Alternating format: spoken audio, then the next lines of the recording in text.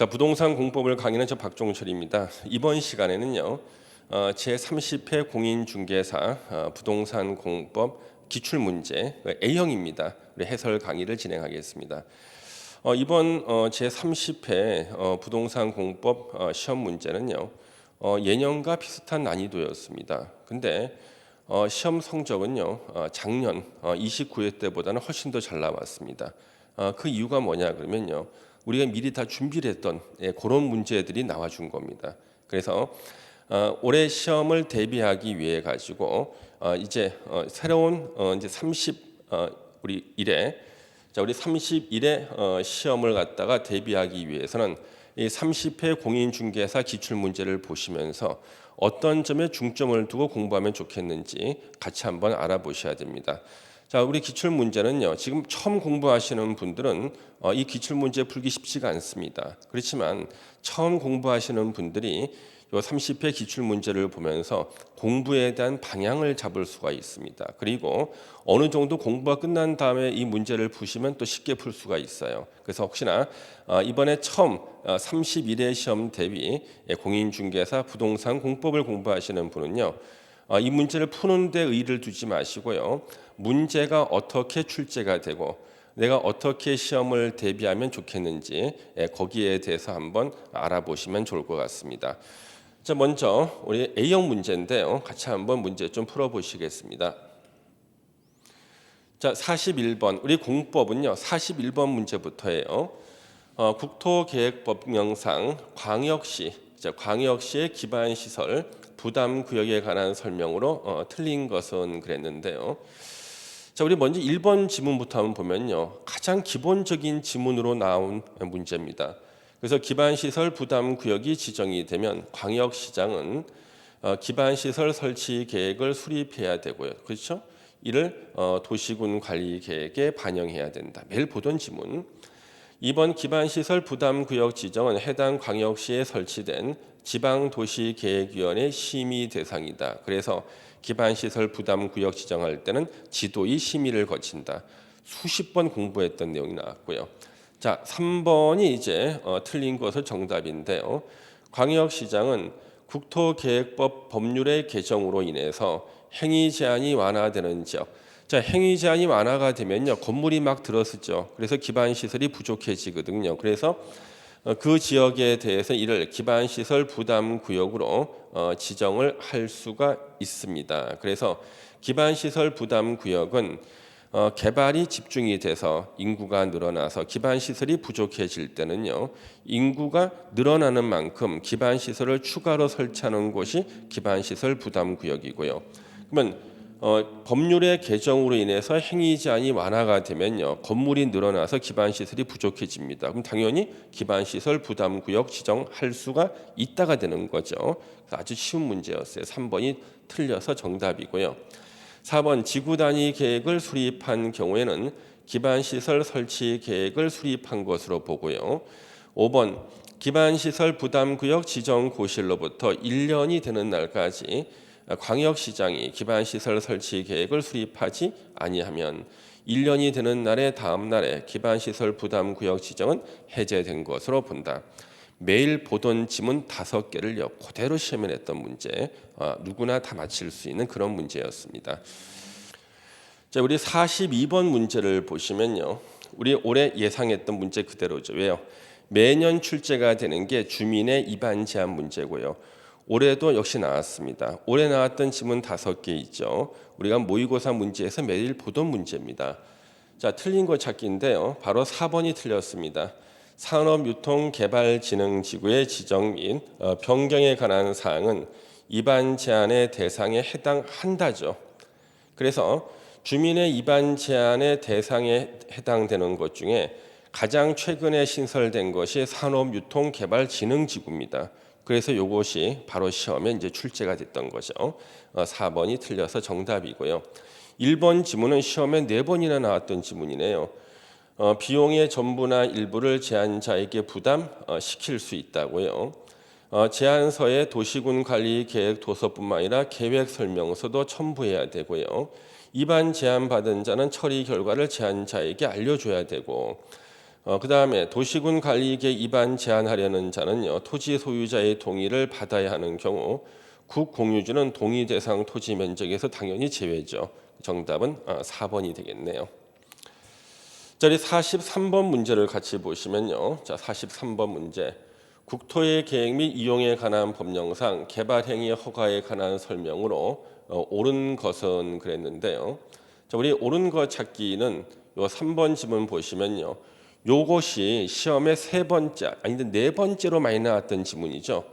자, 환경 오염 방지 조치를 할 것을 조건으로 개발 행위 허가를 하려는 경우에는 미리 개발 행위 허가를 신청한 자의 의견을 들어야 된다. 바로 조건부 개발 행위 허가, 시험에 너무나 자주 나왔던 것이 그대로 정답으로 나왔고요.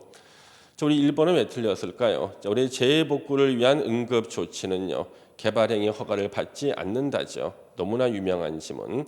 이것이 1번 지문이 세 번째로 많이 나왔던 지문이에요. 2번 국가나 지자체가 시행하는 개발 행위는 이행 보증금을 예치하지 않는다. 최근 10년간 3번 정도 출제가 됐었네요. 자, 4번 지문요. 자, 이 공공시설에 대한 거죠. 역시 5번도 공공시설에 대한 건데요. 우리 개발 행위를 할 때요. 공공시설을 설치했다. 그 다음에 기존의 공공시설을 용도 폐지했다. 용도 폐지한 공공시설은요. 개발 행위를 한 자가 행정청일 때는요. 행정청한테 무상 귀속이고요. 개발 행위를 한 자가 비행정청일 때는요. 무상으로 양도할 수 있답니다.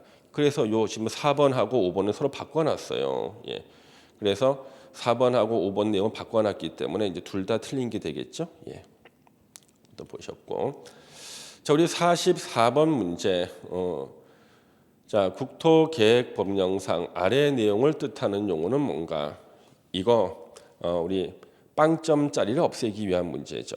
자, 도시군 계획 수립 대상 지역 일부에 대해서 토지 이용 합리화, 기능 증진, 미관 개선, 양호한 환경 확보, 체계적 계획적으로 관리하기 위해서 수립하는 도시군 관리 계획. 2번 지구 단위 계획이죠. 예, 너무나 쉬운 문제. 예.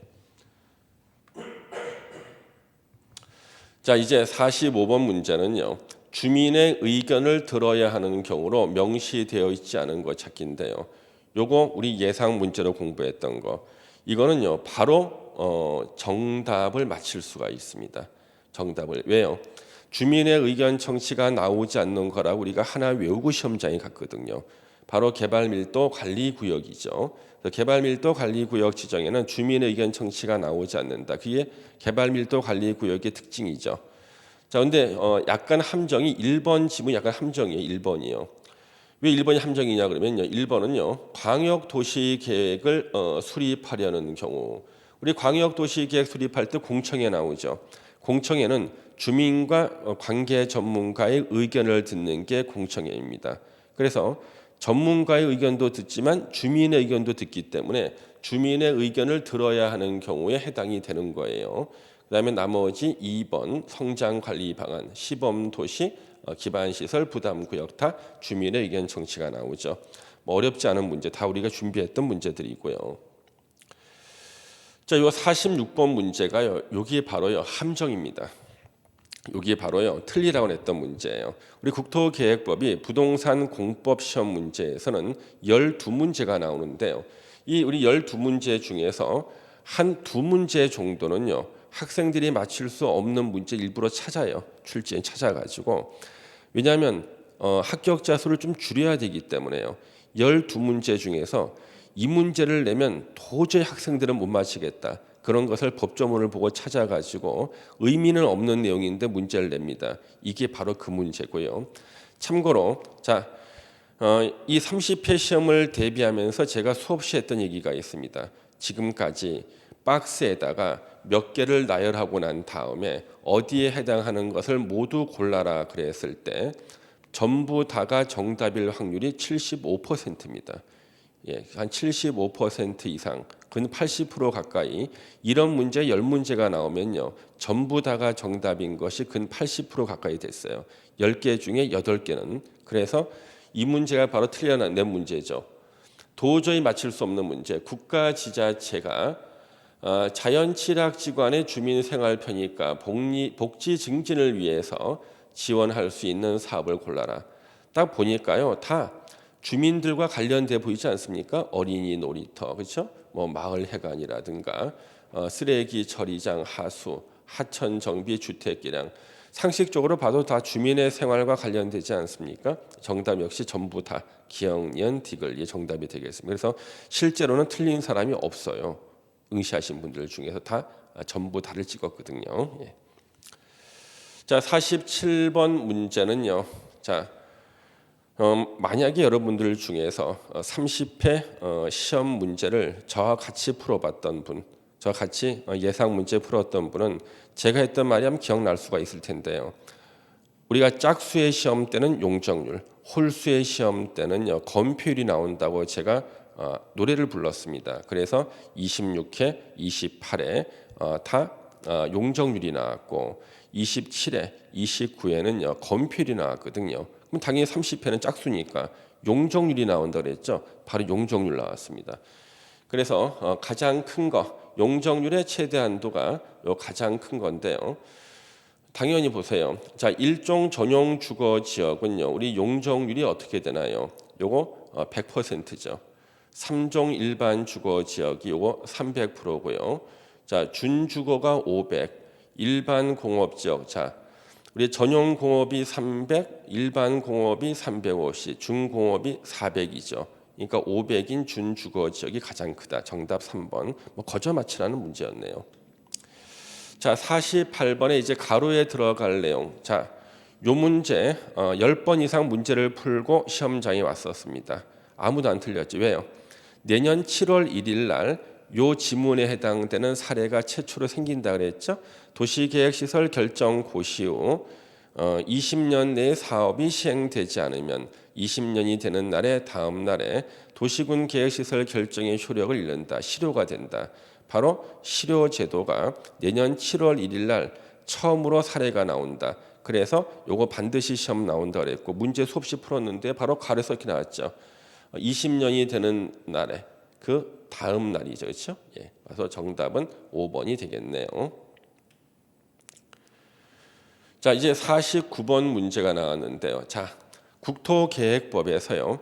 10문제 중에서 2문제는 도저히 맞힐 수 없는 문제 낸다 그랬잖아요. 여기에 바로 또 그 문제입니다. 자, 3종 일반 주거 지역에서 조례가 정하는 바에 의해서 건축할 수 있는 건축물은 자, 조례가 지을 수 있다 그러면 지을 수 있는 건물 찾아라. 이거는요. 용도 지역별 건축 제한 표가 있습니다. 한 2, 30페이지 되는 그 표를 다 외운 사람, 별표를 다 외운 사람만 맞힐 수 있는 문제. 도저히 못 맞힌다고 장담하면 내 문제가 바로 이겁니다. 자, 그러면 상식적으로 3종 일반 주거 지역은요. 실제로는요. 한 25층 이상 되는 아파트 단지예요. 실제 가보시면요. 25층 이상 되는 아파트 단지 안에 우리 단지 내 상가 있죠. 그 단지 내 상가와 관련되는 겁니다. 자, 우리 단란 주점 가능할까요? 여러분, 단지 내 상가에 단란 주점 안 됩니다, 여러분요. 그렇죠? 그다음 격리병원은 왜 격리할까요? 정신병자들도 있고 그렇지 않습니까? 전염병도 올 수 있고 이런 거는 주거 지역에 있는 단지 내 상가나 주변에 지을 수 있을까요? 못 짓죠. 그다음에 문화 및 집회시설, 자 관람장 나왔죠. 관람장. 이 관람장 같은 거는요 사람들이 모여서 보는 거 그렇죠? 여러 사람들이 모여서 이 관람 이렇게 큰 규모는 하기 힘들죠. 자 위험물 저장 및 처리 시설 중 액화가스 취급소 판매소 이게 뭐예요? LPG. 그래서 주택가 근처에요 주유소가 들어설 수 있는 이유가 바로 이것 때문입니다. 그래서 4번이 정답이고 바닥 면적이니까 4,000제곱미터 이상 업무 시설 이 업무 시설이 못 들었습니다. 이렇게요. 그래서 5번도 못 들었고 정답은 4번이 되겠네요. 표를 다 외운 사람 맞히는데 그래도 대충 4번으로 거의 몰릴 수가 있습니다. 그래서 1번, 2번, 3번은 거의 안 찍고 4번 아니면 5번 했는데 아무래도 4번이 더 근접하죠. 우리가 눈으로 봤던 그 상식으로 찍는 문제죠. 자, 50번 문제 예상 문제였네요. 매일 배웠던 거. 용도 지구가 세분이 되잖아요. 세분되는 용도 지구 종류 물어보는데 아주 기본적인 문제. 그래서 보호지구가 역사문화환경 보호지구, 중요시설물 보호지구, 생태계 보호지구죠. 방제지구는 자연 방제하고 시가지 방제만 있죠. 특정 개발 방 이런 거 없습니다. 그렇죠? 경관도 자연 경관지구 있고 시가지 경관지구, 특화 경관지구가 있지 주거 경관은 없어요. 틀렸네요. 그다음에 자연 칠학지구 있고 집단 칠학지구 요 두 개가 있고요. 농어촌 칠학지구 이런 거 없습니다. 그렇죠? 정답은 1번 예상 문제 그대로 나왔습니다. 자, 이제 51번 문제는요. 이거는 역시 교수님이 틀리라고 낸 문제인데 아무도 안 틀렸어요. 왜 그럴까요? 별표를 우리 외우고 왔거든요.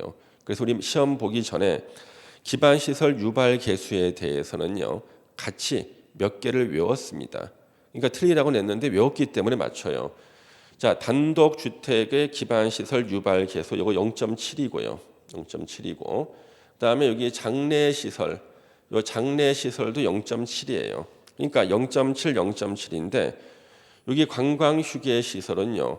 요거는요 엄청나게 큽니다. 관광휴게시설은요 1.9나 돼요. 그래서 1.9니까 이게 정답이고 이종 근생은 1.6이에요. 이종 근생 1.6. 그 다음에 저는 이 5번은 좀 지나치다고 봐요. 비금속. 우리 금속도 외우기 힘든데 비금속 광물 제품 제조 공장. 이 제조 공장이요. 여기 1.3입니다. 그래가지고 결국 관광휴게시설 1.9가 정답이 되겠네요. 그리고 우리 관광휴게시설은요 상식적으로 또 3번 다 찍었어요. 또 왜요? 기반시설 유발 개수가 크다는 것은 그 시설을 설치했을 때 사람들이 많이 모인다는 거예요. 사람들이 많이 몰려들어서 주차장도 꽉 차고 도로도 자동차로 꽉 차는 곳이 기반시설 유발 개수가 제일 크죠. 상식적으로 뭐가 제일 크겠습니까? 당연히 관광 휴게시설이죠. 그렇죠? 예. 정답 3번이고요. 자, 52번 문제 거저마치라는 문제 하나 나왔습니다. 용도지구의 뜻이죠. 용도지구는 용도지역의 제한을 강화하거나 완화한다. 1년 내내 귀에 못이 박히게 들었던 걸 그대로 가로 안에 집어넣기. 정답 1번이 나왔네요. 예. 자, 이제 53번부터가 도시개발법 문제인데요. 도시개발법 총 6문제가 나오죠. 어떤 문제나 같이 한번 보시겠습니다. 도시개발구역 지정에 관한 설명으로 옳은 것 찾기인데요. 1번은 왜 틀렸나 볼게요. 대도시시장은 직접 도시개발구역을 지정할 수 있다. 상식. 없다 그랬죠? 틀렸습니다. 2번 둘 이상의 도의 행정구역에 걸칠 때는요. 이때는 협의로 도지사끼리 협의로 지정할 자를 정한답니다. 틀렸죠?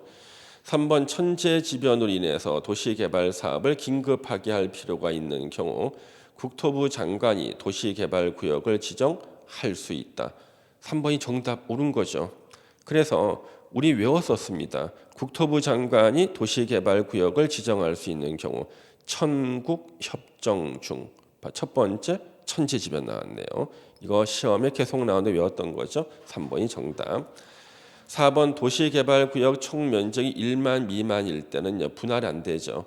분할하기 위해서는 분할되고 난 다음에 각각의 면적이 1만 이상이어야 되거든요. 4번 틀렸고 5번 자 열심히 외웠던 거 자연녹지 지역의 도시개발구역을 지정할 때는 구역 지정 먼저 하고 개발계획 수립을 나중에 할 수 있다.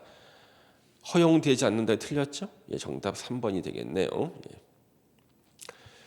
54번 문제. 자, 이거 요거 제가 수업 시간에 시험 한 달 남겨놓고 3번이나 이 문제를 풀었었습니다. 이 뭔가 이게요. 자, 도시개발구역 전부를 환지 방식으로 시행할 때는 토지 소유자나 조합을 의무적으로 시행자로 지정을 해야 되는데 이 사람들이 일을 제대로 못할 거에 대비해서 이런 일이 생겼을 때 자, 공공시설에 관한 사업과 병행해서 시행할 필요가 있다고 인정할 때는요. 이때는 지방자치단체 등등을 시행자로 지정할 수 있다. 그래서 지방자치단체, 지방공사, LH 등등 있죠. 외부 감사 대상이 되는 자 등. 예. 그래서 국가는 절대 안 되죠. 정답은 1번입니다. 자, 이제 55번 문제를 보시면요. 이제 환지 방식에 의한 도시개발 사업 시행에 관한 설명으로 옳은 것 찾기인데요. 요 조문 약간 까다로울 수 있는 그 법조문이 한 두 개 정도 들어가 있었는데요. 뭐 정답 찾기는 어렵진 않았습니다. 먼저 1번 지문 수없이 나왔었죠.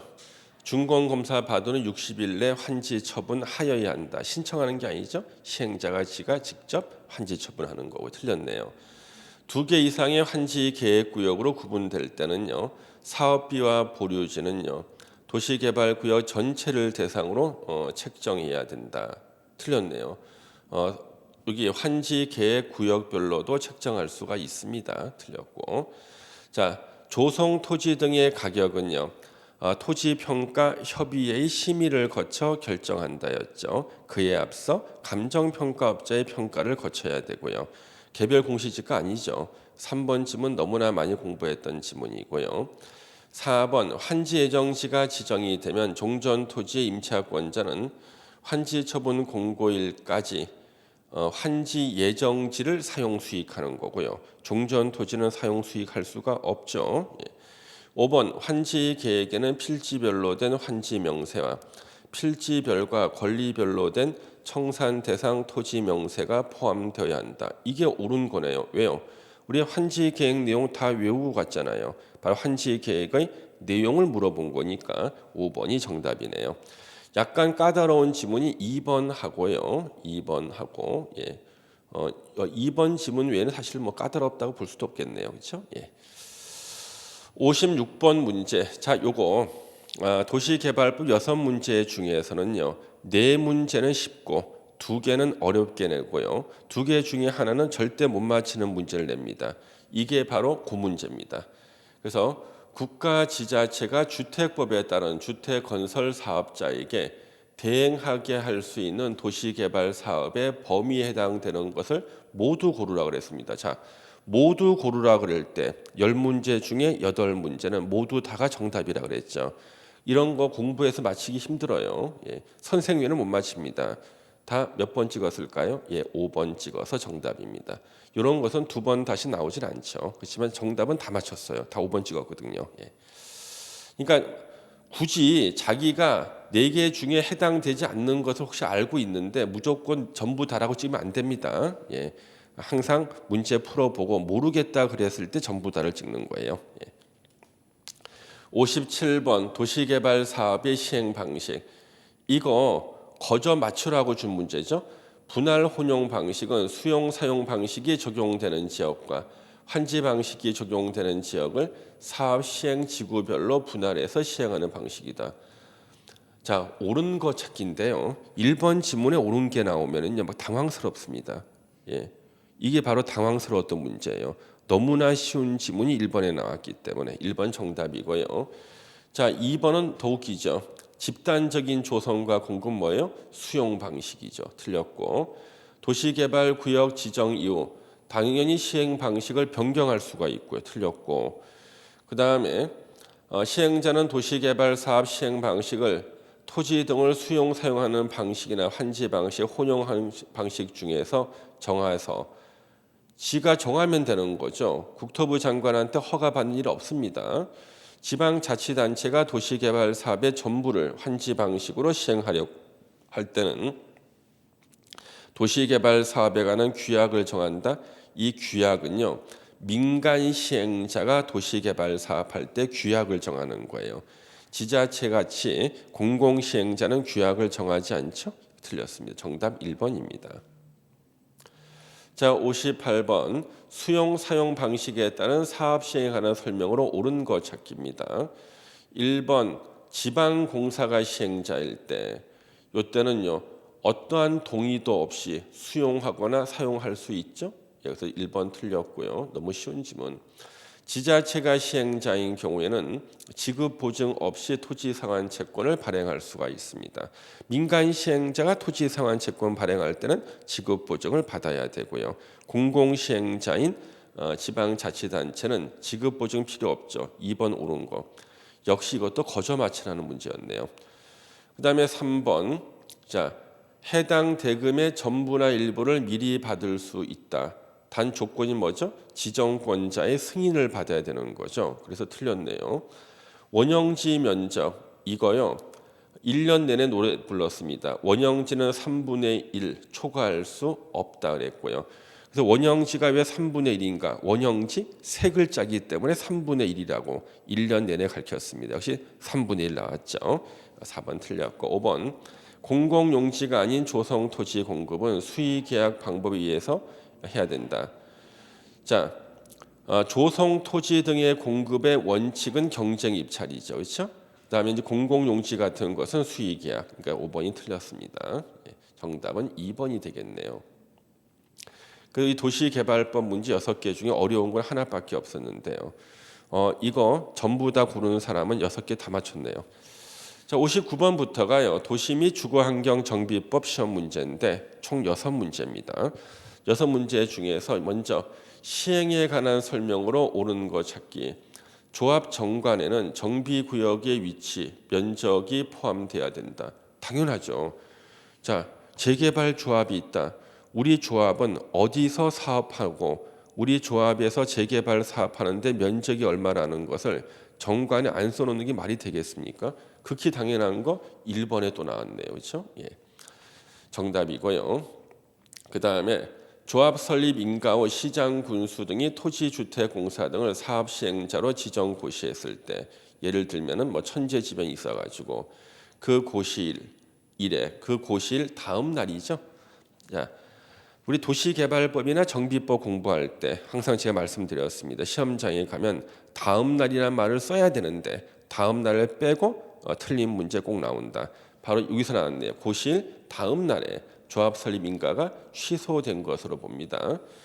그 다음에 조합은 명칭에 정비사업 조합이라는 문자를 사용하여야 한다고요. 조합장 또는 이사가 자기를 위해서 조합과 소송할 때는요. 감사가 조합을 대표하죠. 너무나 유명한 조문. 4번도 틀렸고 5번 재건축 사업할 때는요. 이때 오피스텔을 지을 수가 있는데 준주거지역과 상업지역에서만 재건축으로 오피스텔 지을 수가 있죠. 그래서 5번 틀렸습니다. 자, 60번 도시 및 주거환경 정비 법령상 비용 부담 등에 관한 설명으로 틀린 거. 자, 60번 문제를 보는 순간요. 많은 수험생들이 가슴이 철렁 내려앉았다 그럽니다. 왜요? 비용 부담은요. 5년에 한 번 정도 나오는 문제였거든요. 그래서 순간적으로 이거는 틀렸나 보다 생각하시다가 5개의 지문을 한번 읽어보고는요. 얼굴에 화색이 들어온 겁니다. 왜 그러냐고요.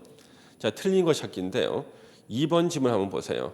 지방자치단체는 시장 군수 등이 아닌 사업 시행자가 시행하는 정비 사업에 드는 비용에 대해서 융자를 알선할 수도 있고 직접 보조할 수도 있다. 이건 상식이지 않습니까? 그렇죠? 융자 알선과 보조할 수 있다. 너무나 정답이 쉬웠습니다. 그래서 2번이 일단 틀린 거고요. 나머지는요. 1번 지문은요. 우리가 비용 부담의 원칙이 뭐예요? 시행자 부담이 원칙이죠? 1번 원칙 나왔고 3번은요. 요거 정비구역의 국유 공유 재산은요. 사업 시행자 또는 점유자 사용자에게 다른 사람이 우선해서 수의 계약으로 매각될 수 있다. 예전에 한번 언급된 적이 있었고요. 4번에 징수 위탁할 수 있다. 연체료 같은 거. 이거는 너무나 많이 봤죠. 그 다음에 그 위탁 수수료 4% 낸다는 것도 있고. 5번 공동구 설치에 드는 비용을요. 설치할 의무가 있는 자에게 부담시킬 수 있다. 맞죠? 그래서 의외로 정답이 너무 쉬운 데 있어가지고 제목만 보고 포기하려고 하다가 문제를 맞힌 게 바로 이 문제입니다. 2번이 정답. 61번 문제. 자, 이 문제가요. 사실 좀 까다로운 문제였습니다. 왜 그러냐면요. 분양 공고에 포함돼야 할 사양으로 명시되지 않은 것은 했는데요. 이거 다 분양 공고할 때 하는 거 아닌가 했는데요. 정답이 왜 4번이냐 그러면 우리가 이제 분양 공고할 때요. 분양 받을 토지 등 소유자한테 통지하고 그 다음에 분양 공고를 하는데요. 요 4번은요. 분양 공고할 때가 아니라 토지 등 소유자한테 통지해 주는 사항이에요.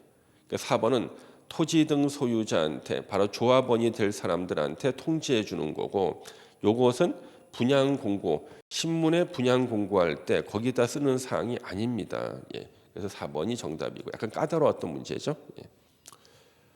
62번 나왔습니다. 도시 및 주거환경 정비 법령상 정비 기본 계획을 변경할 때 지방의회 의견 청취를 생략할 수 있는 경우가 아닌 것은 요 문제 저하고 같이 공부했던 분은 바로 맞췄습니다. 왜요? 이거 제가 신경향 예상 문제로 뽑아서 이 문제까지 내면 너무나 곤란하지만 우리는 공부해야 된다 그랬죠. 경미한 사항 변경 바로 이겁니다. 그래서 경미한 사항 변경, 경미한 사항은 지방의회 의견 청취를 생략할 수가 있는데요. 그때 제가 말씀드렸던 퍼센트가 20%였어요. 정비 예정 구역 면적이 20%. 요거 변경은 경미하지만 25%가 아니죠. 상식적으로 우리가 경미한 사항 변경에서 25% 있었습니까? 없었죠. 이거 20%죠. 4번. 나머지 4개를 모르겠다 그래도 4번의 25%는 나올 수가 없으니 이것만 보고 바로 정답 4번을 찍었던 문제입니다. 요 문제는 또 나올 수가 있어요. 왜요? 요즘에 지방의회 의견 청취 생략하는 경우 있죠. 사례가 있기 때문에 그래요. 그래서 30일에 시험 대비하시는 분도 틀리라고 내는 문제로 한 번 더 나올 수 있다. 체크했으면 좋겠습니다. 자, 우리 63번 문제 조합 총회 소집에 관한 규정 내용이다.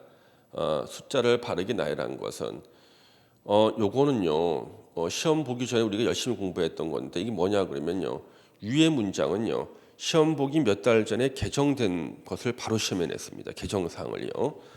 정관 기재 사항 중 조합 임원의 권리 의무 보수 선임 방법 변경 및 해임에 관한 사항을 변경하기 위한 총회의 경우는 조합원 10분의 1 이상 요구로 조합장이 소집하는 거죠. 총회를 소집하려는 자는 총회 개최가 되기 전에 7일 전까지 통지. 7일 전까지 통지는 옛날부터 있던 거고 요거는 10분의 1 요것이 새로 들어선 거죠. 그래서 우리 개정상 총정리하고 문제 풀 때 봤던 내용 그대로 시험 나왔네요. 64번 정비기본계획 수립 및 정비구역 지정에 관한 설명으로 틀린 거. 자, 정비기본계획과 정비구역 지정 무조건 한 문제 나온다 그랬죠? 바로 이게 나왔습니다. 자, 틀린 거 찾는데요. 1번부터 쭉 읽었습니다. 공람에서 의견 들어야 되고 공보에 고시하고 일반 열람시켜줘야 되고 3번 지문 예상 지문 봤었죠? 진입로 설치를 위해서 필요한 경우에 진입로 지역과 인접 지역 포함해서 정비구역 지정할 수 있고요. 자, 4번 요거 작년에 신설된 조문이 바로 나온다 그랬었습니다. 정비구역에서는 주택법에 따른 지역주택조합의 조합원을 모집해서는 안 되고요. 5번 자 너무나 황당한 것이 정답으로 나왔습니다. 정비구역에서 이동이 쉽지 아니한 물건을 1개월 이상 쌓아두기 위해서 시장 군수 등의 허가 이게 바로 개발행위 허가죠. 1개월 이상이죠. 14일이 아니라 세상 이거 틀린 사람 아무도 없을 거예요. 1개월 이상 물건 적치 정답 5번이네요. 자, 우리 65번 우리 주택법 문제가 총 7문제가 나오는데 이번에 주택법은 약간 까다로운 문제가 몇 문제 있었는데요. 65번 문제 주택법령상 용어 정의 다 예상됐던 지문들인데요. 먼저 1번 주택단지에 해당하는 토지가 폭 8m 이상인 도시계획 예정 도로로 분리된 경우 분리된 토지를 각각 별개의 주택단지로 본다. 너무나 기본적인 게 나와서 당황스러울 정도죠. 20m 이상 일반 도로, 8m 이상 도시계획 예정 도로로 분리되면 각각 별개의 주택단지로 보죠. 1번 옳은 것으로 정답이고요. 단독주택에는요. 자, 단독주택, 광의의 단독주택, 협의의 단독주택, 다중주택, 다가구 주택이 포함되죠. 공간은 포함 안 되고, 그러니까 다가구 주택은 포함되니까 2번 틀렸고, 공동주택은요 아파트, 연립주택, 다세대 주택이고 기숙사는요 건축법에서 공동주택에는 포함되지만 주택법에서는 공동주택에 포함이 안 되고 준주택에 해당이 되죠. 3번 틀렸고요. 2번, 3번 가장 기본적인 문제네요. 자, 4번 지문은요. 주택에는요. 전부나 일부를 말하죠. 그렇죠? 일부가 바로 구분 소유권, 부속 토지는 제외한다. 틀렸죠. 4번 지문은 기출 문제 나왔죠. 부속 토지를 포함하는데 부속 토지 제외라고 나왔고 이게 두 번째 나왔네요. 주택 단지에 딸린 어린이 놀이터, 근린 생활 시설, 자 유치원, 주민 운동 시설 다 뭐예요? 이거는 다 복리 시설이죠. 부대 시설 다 복리 시설. 그래서 부대 시설, 복리 시설 무조건 나온다는데 5번 지문에 나왔네요. 뭐 정답 이거 못 찾은 사람은 거의 없다고 저는 봅니다. 자 66번이요. 이게 틀리라고 낸 주택법 문제입니다. 근데 의외로 안 틀렸어요. 왜 안 틀렸냐고 같이 보시면은요.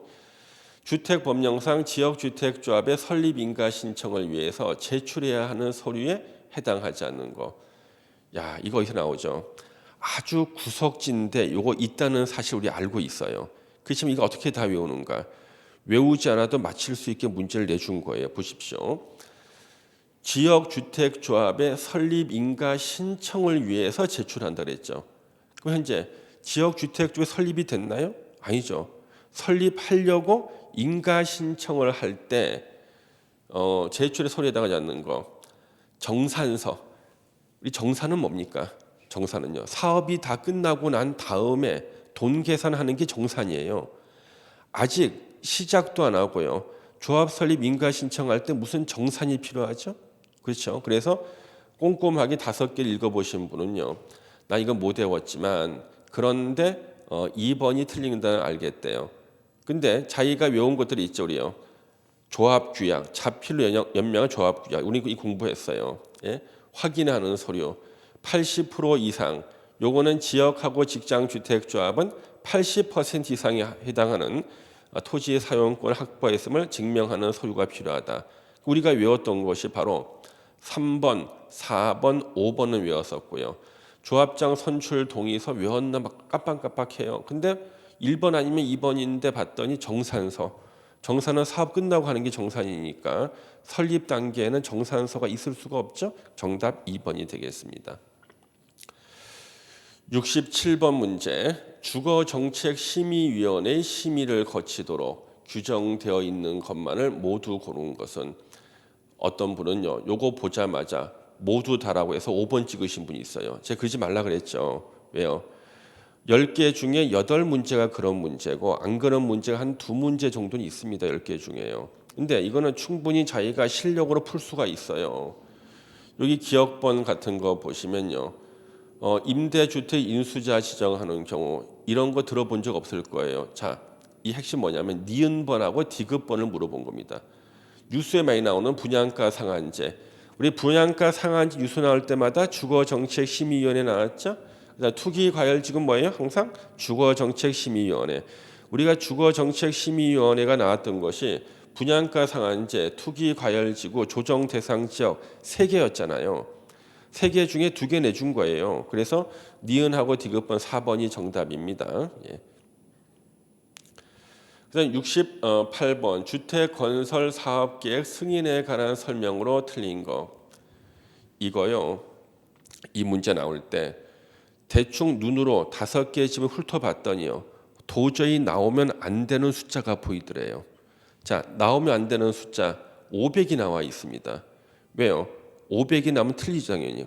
2번 보십시오. 주택 단지 전체 세대 수가 600세대 이상인 주택 건설 사업을 시행하려는 자는 주택 단지를 공구별로 분할해서 주택을 건설 공급할 수 있다. 그래서 공구를 분할할 수 있는 최소 세대 수가 600세대죠.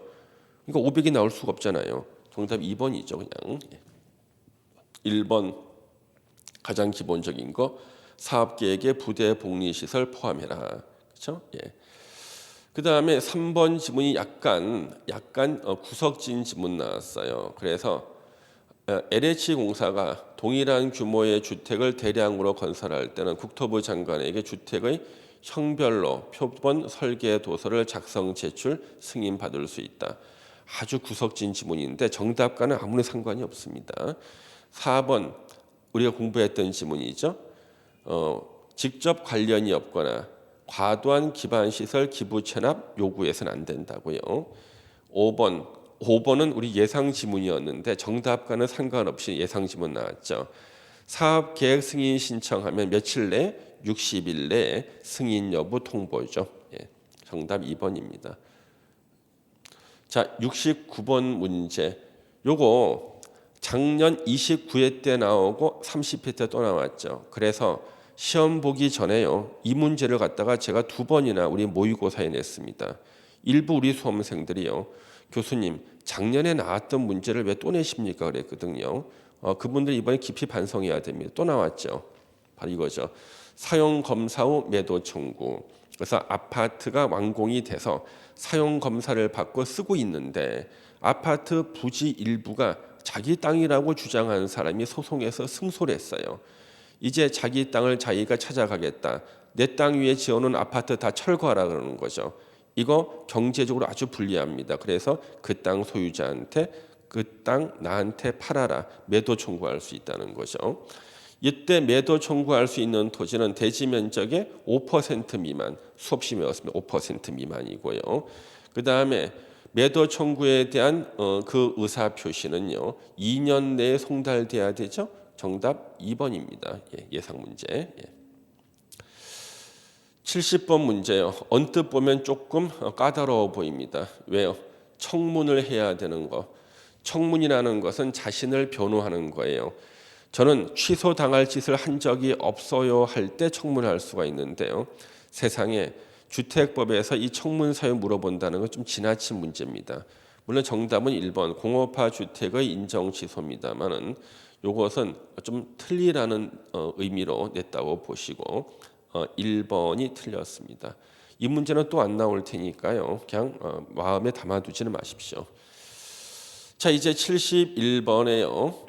사업계획 승인권자가 사업 주체 신청을 받아 공사의 착수 기간을 연장할 수 있는 경우가 아닌 것은 부득이한 사유 때문에 공사의 착수 기간을 연장할 수 있는 사유 아닌 것 찾기인데요. 4번 보시면요. 해당 사업 시행자에 대한 소유권 분쟁을 사업 주체가 소송 외의 방법으로 해결하는 과정에서 공사 착수가 지연되는 경우 소송의 방법으로 해결해야 돼요. 그러니까 소송의 방법으로 법원에 소송하기 때문에 공사가 지연됐을 때는 연장할 수가 있지만 소송 외의 방법 뭐예요? 내가요 돈 달라고 내일 찾아가겠습니다. 제가 찾아갔다 올 때까지 요거 기간을 미뤄주세요. 이거 안 된다는 거 당연히요. 그래서 4번은 말도 안 되는 게 4번이 정답이고요. 1번부터 5번까지는요. 요거 대통령령에 그대로 다 있죠. 요때 제가 3번을 주로 예상 문제처럼 설명을 드렸죠. 땅을 팠는데 문화재가 나왔다. 문화재 발굴 허가 받았을 때는요. 착수 기간 연장할 수 있다. 이걸 제가 주로 설명을 드렸는데 정답은 의외로 말도 안 되는 4번이 나왔습니다. 보시고요. 그다음에 72번 문제. 요거 건축법 문제. 우리 건축법이 7문제가 시험 나오는데요. 요 문제 작은 함정이 있었어요. 작은 함정 보십시오. 건축법령상 건축허가 대상 건축물을 건축하려는 자가 허가권자의 사전 결정 통지를 받은 경우 허가를 받은 것으로 볼 수 있는 것만을 모두 고른 것은 올해 시험 특징은 모두 고르라는 게 굉장히 많았죠. 그러면요. 자, 우리 건축 허가를 신청하기 전에 내가 건축 허가 신청하면 나중에 허가 내주겠습니까? 물어보는 게 사전 결정 신청이죠. 그러면 네가 건축 허가 신청하면 내가 허가 내주겠다. 이게 사전 결정 통지고요. 그러면 사전 결정 통지만 받으면은 허가 받은 것으로 볼 수 있는 것은 당연히 개발행위 허가 받은 것으로 보고요. 도시 지역 안의 보전 산지에 대한 산지 일시 사용 허가 받은 것으로 보고 디귿번 틀렸죠. 왜요? 농림 지역이 아니잖아요. 도시 지역 안의 보전 산지니까 요것 때문에 디귿번이 틀렸고요. 농림 지역이라는 것을 갖다가 찾아내지 못하신 분은 어이없이 4개를 다 찍은 경우가 있었어요. 그 다음에 농지 전용 허가.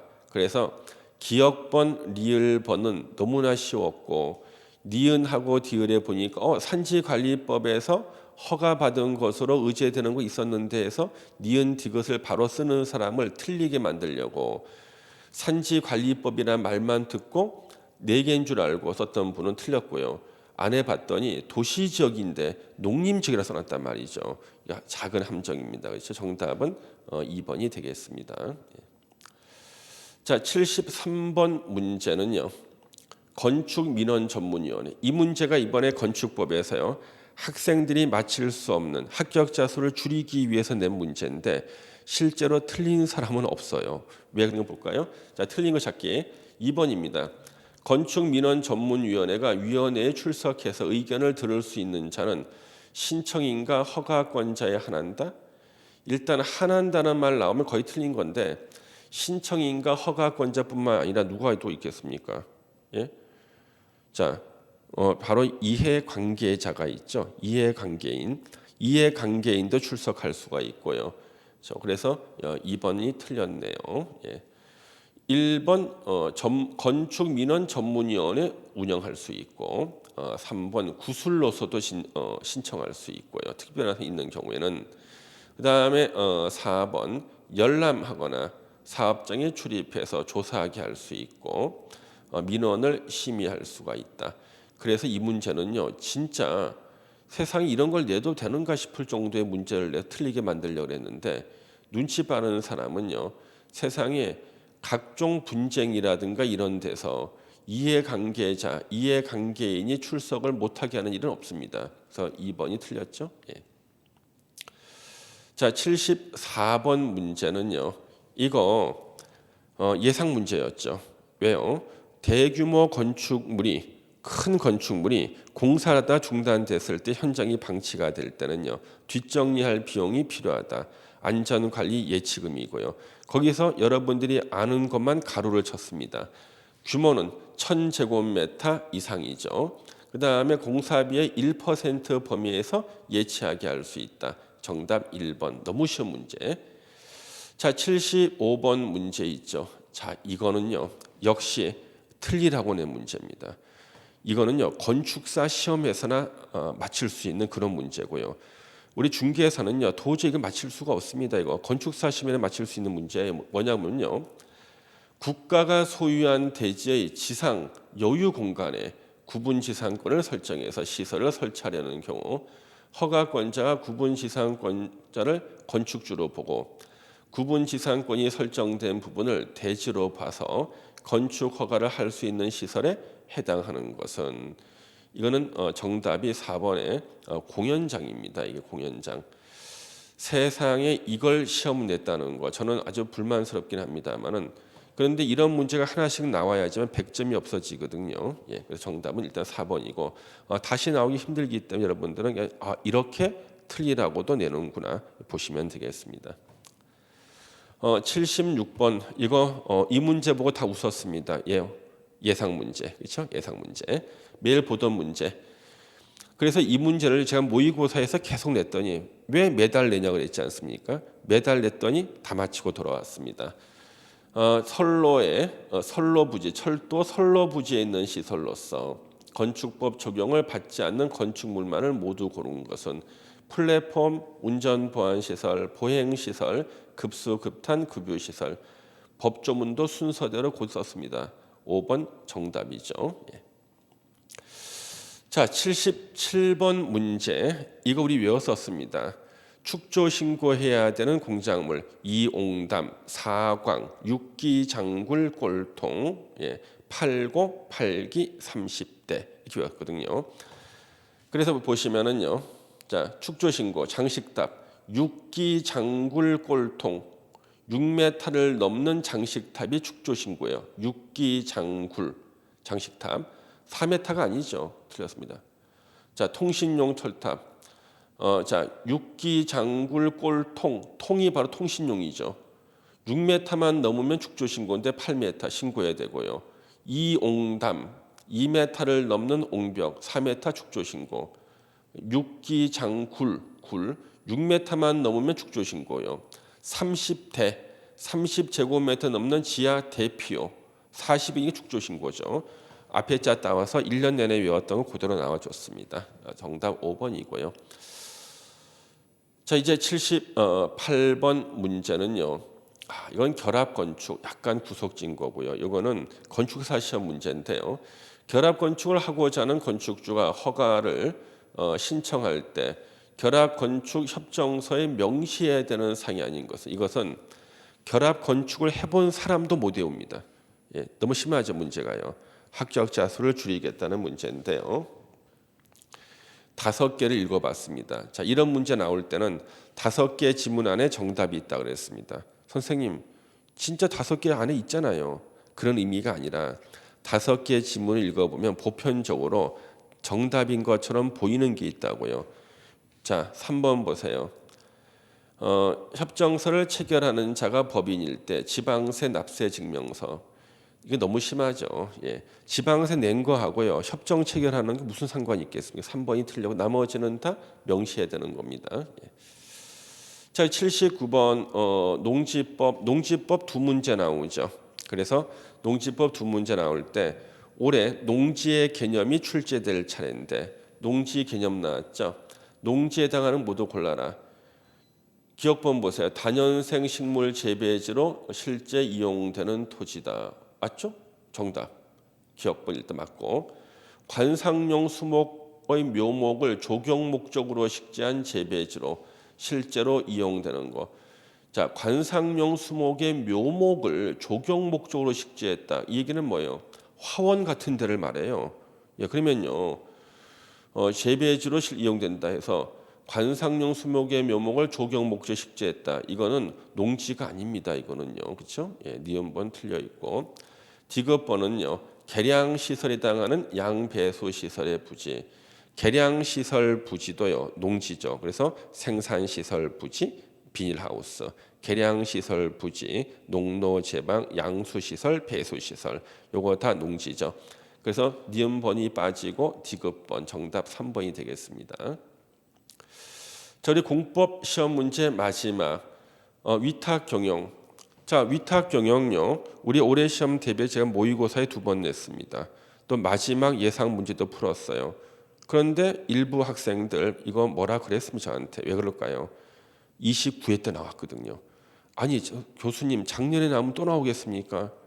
그래서 또 나온다는 확신하에 문제를 계속 냈는데 또 나왔죠. 예. 위탁 경영 2년 연속 나왔어요. 위탁 경영을 할 수 없는 경우만을 모두 고른 것은 자 과수를 가지치기, 열매 속기, 재배 관리 및 수확하는 농작업 1년 중 4주간을 직접 종사한다. 이거 위탁 경영 사유에 기억번 없죠. 없으면 틀린 거예요. 자, 6개월간 대한민국 전역을 일주하는 여행 중인 경우. 자, 3개월간 3개월 이상 국외 여행이죠.